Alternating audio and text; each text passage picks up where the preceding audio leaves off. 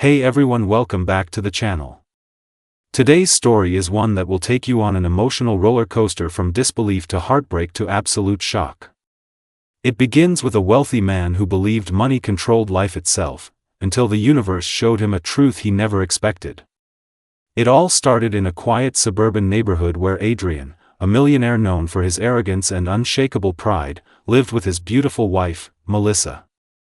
They were the kind of couple people envied: a perfect house, luxury cars, weekend getaways to exotic countries. But behind the walls of their mansion, something dark was happening. Melissa had fallen mysteriously ill. The doctors had no answers. Specialists, world-class hospitals, experimental treatments, nothing helped. Her condition worsened every week. She grew weaker, paler, quieter, slipping away right before Adrian's helpless eyes. And for the first time in his life, Adrian felt completely powerless. Still, instead of humility, frustration grew in his heart. He lashed out at everyone: doctors, staff, even family. He kept demanding solutions, convinced that if he threw enough money at the problem, someone would fix it. But no amount of money could save Melissa, and deep down, Adrian was terrified. Melissa was the only person who ever saw beyond his wealth, who loved him for the man underneath the expensive suits and polished shoes. He couldn't lose her. One late afternoon, after another useless medical consultation, Adrian was driving home. At a traffic light, he saw a thin, elderly man on the corner holding a cardboard sign. The sign didn't say "hungry" like most he had seen. It said something strange: "Give me food and I'll cure your wife." Adrian stared at him, confused. At first he almost laughed. Another scammer, he thought. Someone who saw his fancy car and was trying something new to get money. But the old man wasn't looking at the car. He wasn't even looking at Adrian.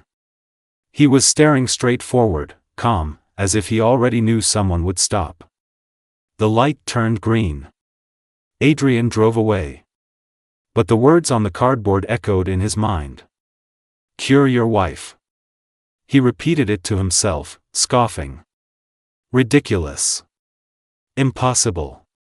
But still, the sign glued itself to his thoughts. That evening, Melissa collapsed in the hallway. Adrian caught her before she hit the ground. Her lips trembled. She whispered his name like it hurt her to breathe. He called the doctor, then paced the room with terror in his chest. The doctor said the same words he had heard too many times: "We are doing everything we can," but this time, the doctor added something else: "Prepare yourself." Adrian felt his knees give out. He sat by Melissa's bedside, holding her cold hand, unable to imagine a world without her laughter, her softness, her kindness. He had everything money could buy, but right now, he would have given all of it to save her. That night, he couldn't sleep. The old man's sign kept returning to his mind. "Give me food and I'll cure your wife." Who was he? A crazy person? Someone delusional? Or someone who knew something? The next morning, driven by desperation more than logic, Adrian got into his car and drove back to the same intersection.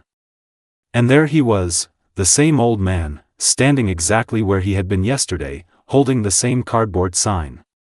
Adrian pulled over. The old man slowly turned his head and looked at him with eyes that seemed to see through him. Adrian got out of the car. "What do you want?" he asked, trying to sound confident, but his voice cracked. The old man smiled gently. "I told you," he replied. "Give me food." Adrian blinked. "Food? That's it? What kind?" The old man shrugged. "Whatever you eat." Adrian stared at him, completely confused. This made no sense. "And you're telling me you can cure my wife?" he asked. The old man nodded. "I can help her. I cannot promise miracles, but I can help." Adrian laughed nervously. It all felt insane. "How?" he asked. The old man's eyes softened with sympathy. "Your wife is carrying a burden that medicine cannot see. Bring me food. Then I will show you." Adrian hesitated. This man had no medical tools, no credentials, nothing. But what choice did he have? He drove to a nearby restaurant, ordered a hot meal, and returned. He handed the food to the old man, who accepted it with trembling hands. "Thank you," the old man said quietly. Then he looked up. "Take me to her." Adrian's heart jumped. "To my house?" he asked. The idea of letting a stranger inside terrified him. But the old man simply nodded. "You want her to live, don't you?" he said gently. Something in his tone made Adrian swallow his pride. He opened the car door for him and drove him to the mansion. When they arrived, the staff stared in surprise, wondering why a wealthy man was bringing a homeless stranger inside. Adrian ignored them. He led the old man to the bedroom where Melissa lay unconscious. The old man stepped inside slowly, respectfully, as if entering holy ground. He placed the food on a table and approached Melissa. He didn't touch her.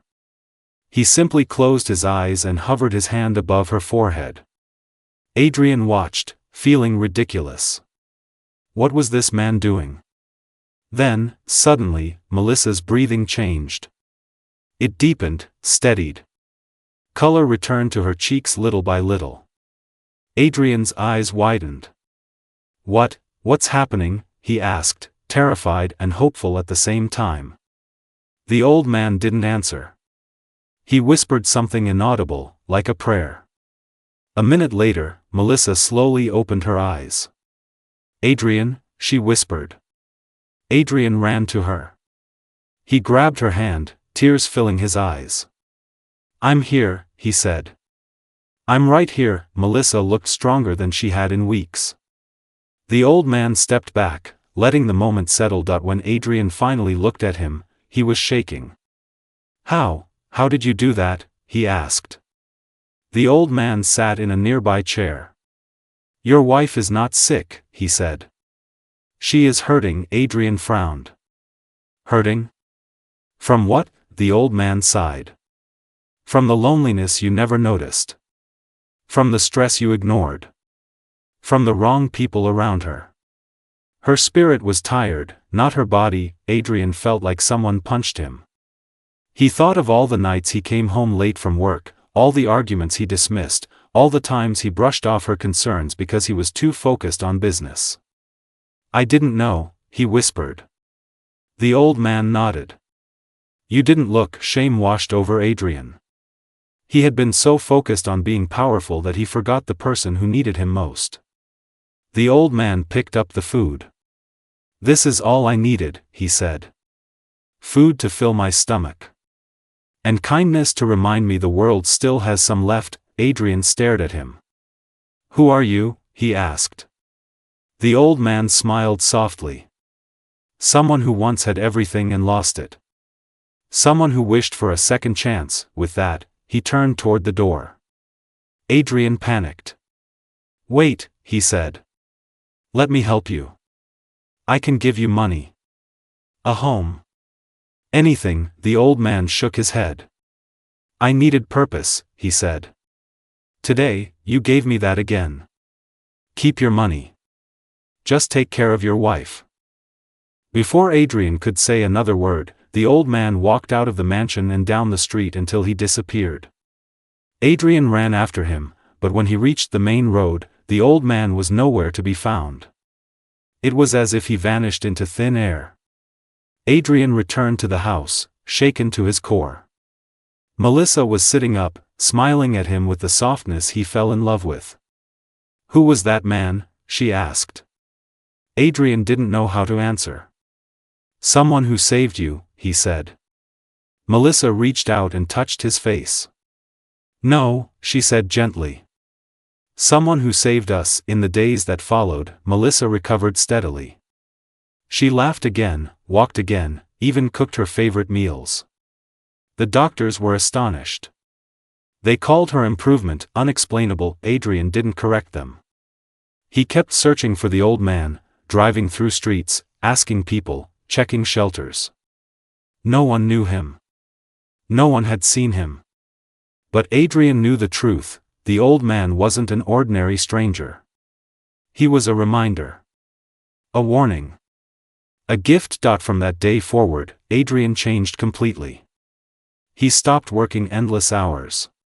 He spent time with Melissa, took her to places she always wanted to visit, listened to her more deeply than ever before. He donated anonymously to shelters. He funded programs that provided food, medical care, and shelter to the homeless. He did it quietly, humbly, without wanting recognition.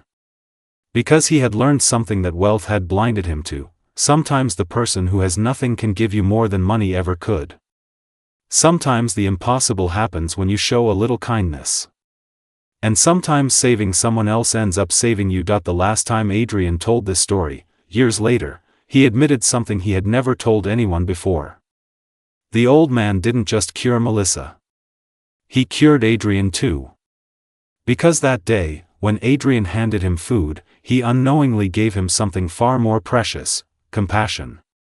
And compassion, as the old man said, is the one thing that can heal the deepest wounds, even the invisible ones. Now, Melissa still reminds Adrian every morning when they wake up and share breakfast together.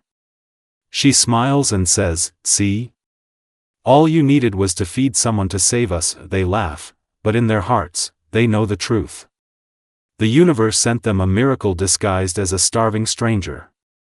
And the miracle began with something as simple as giving him food. And that, my friends, is the unbelievable story of how a millionaire learned humility, love, and the true meaning of healing. If you enjoyed this story, make sure to like, comment, and subscribe for more heart-touching narratives just like this one. Thank you so much for watching, and I'll see you in the next video.